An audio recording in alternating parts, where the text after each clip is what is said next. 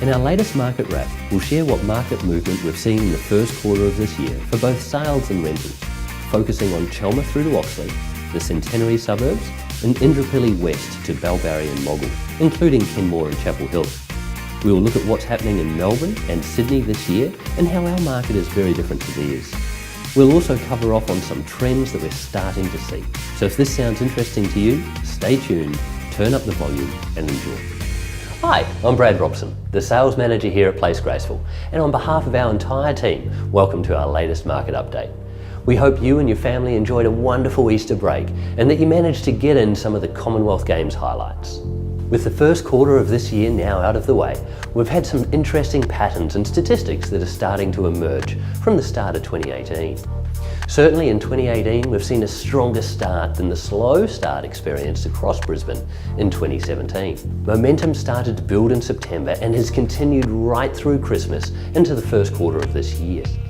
In fact, our team here at Place Graceful had a record January, February and March for both sales and rentals. Broadly here in Brisbane, we've seen 1.1% growth over the past 12 months.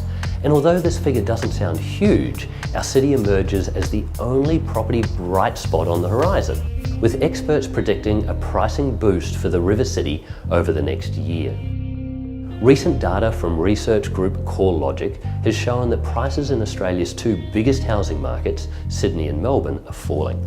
So far this year, home values in Sydney are down 1.9% and down 0.5% in Melbourne. According to AMP Capital economist Shane Oliver, this is largely due to the tightening of lending standards and more realistic price expectations by home buyers. Oliver also predicts that Sydney and Melbourne property prices will fall about another 5% or so this year. In a recent report by realestate.com, they say due to continued population growth, we can expect to see prices continue the upward swing here in southeast Queensland. Median suburb prices are up almost across the board in the core suburbs that we operate in, with the exception of a handful where there's a lack of sales data to accurately reflect the change in the median price. Some standout suburbs include St Lucia with 17% growth, Chapel Hill with 9.2% growth, and Corinda with 6.5% growth for the quarter.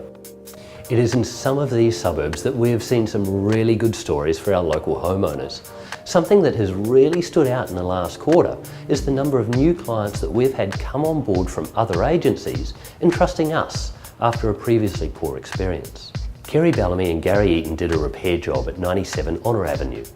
With the previous agency, the most that they could achieve was in the mid-800s. Kerry and Gary attracted the right buyers to the home, securing a sale for over $1 million that thrilled the owners. Karen Simons listed 71 Roseberry Terrace, Chelmer.